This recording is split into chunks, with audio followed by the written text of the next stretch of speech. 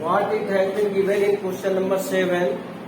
There are two equilateral triangle, one on side of a square.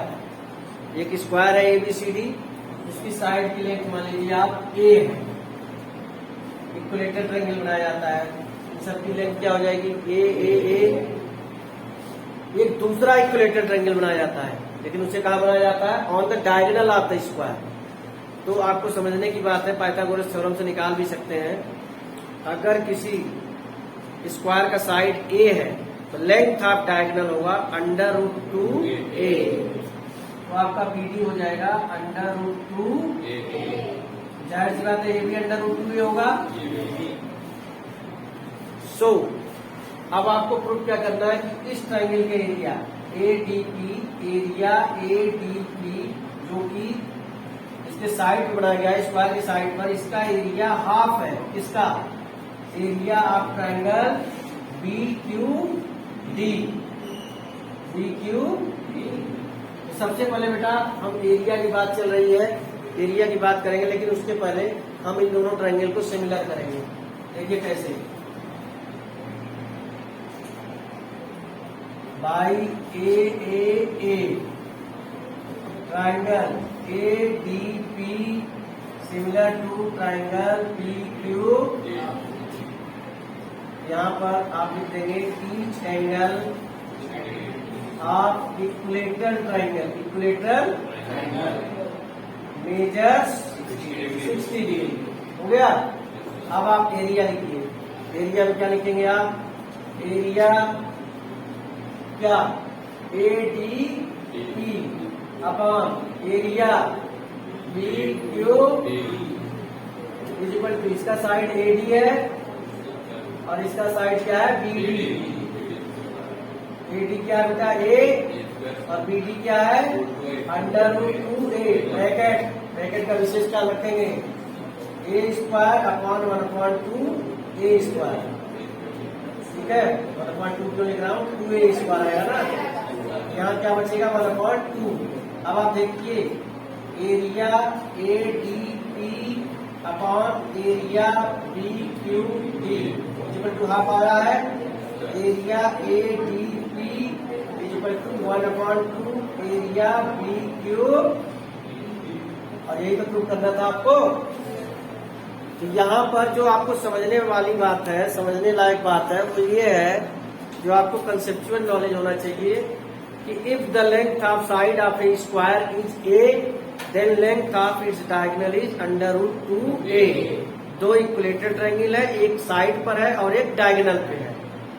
तो दोनों equilateral triangle है, तो side से भी आप सिमिलर प्रूव कर सकते हैं और एंगल से.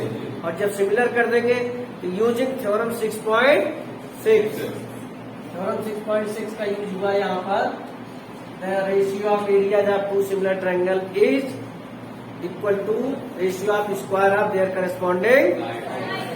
क्लियर है? कोई दिक्कत तो नहीं आएगी ना?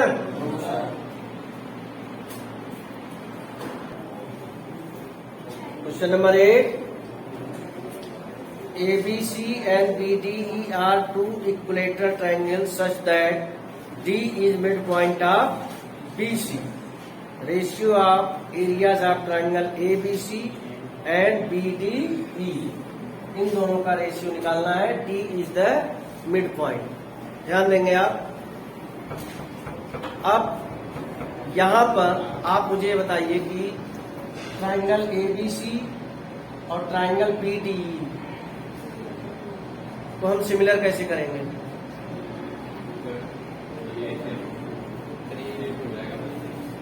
इक्विलेटरल ट्रायंगल है तो क्या हो जाएगा?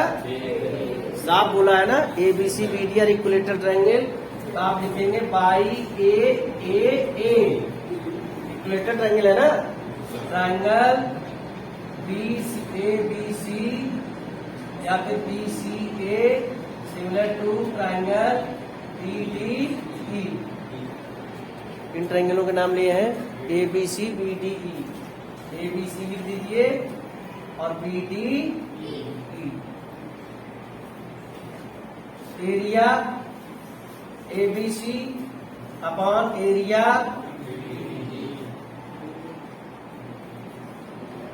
Is equal to BC square upon BD square.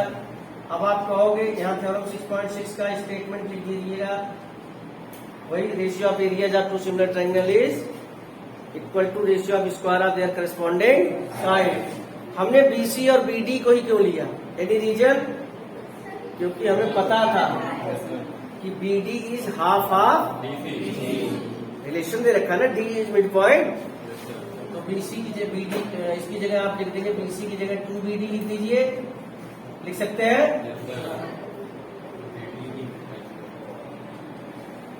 क्या आ जाएगा? 4BD square upon BD square, cancel out हो गया 4/1 और your answer is 4:1।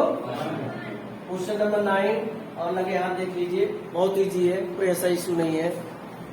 Sides of two similar triangles are in the ratio 4:9। अगर ये डिस्क्रिप्टिव में आता है, दो ट्रायंगल है जिनके साइड्स का रेशियो है 4:9, areas of this triangles, area क्या होगा? देखिए, let length of sides be 4K and 9K, area of first triangle, okay, upon area of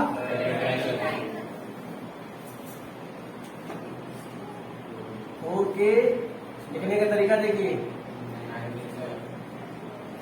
16K square upon 81, 16/81, तो आ जाएगा 16:81। सब कुल मिला के बात, मैसेज आपके पास जो पहुंचा, जो चीज है वो ये पहुंची आपके पास कि अगर साइड्स दिए हो, दो ट्रायंगल सिमिलर है, उनके साइड का रेशियो दिया है, समझिए, और एरिया का रेशियो निकालना है, तो आपको साइड का स्क्वायर करना पड़ेगा। साइड का क्या करना पड़ेगा? अब इसका आप कन्वर्स बोलिए। अगर आपको एरिया का रेशियो दिया है, सिमिलर ट्रायंगल है, उनके एरिया का रेशियो और साइड का रेशियो पूछ रहा है, तो जो एरिया का रेशियो, इसका स्क्वायर रूट निकाल लीजिए। क्या निकाल लीजिए? जैसे अभी आपने एरिया का रेशियो क्या निकाला है? 16/81, 16:81, इसका स्क्वायर रूट निकालो। साइड दिया हो, एरिया निकालना हो, स्क्वायर करो। स्क्वायर दिया है, साइड निकालना है, स्क्वायर रूट। ट्रायंगल सिमिलर होने, कोई डाउट?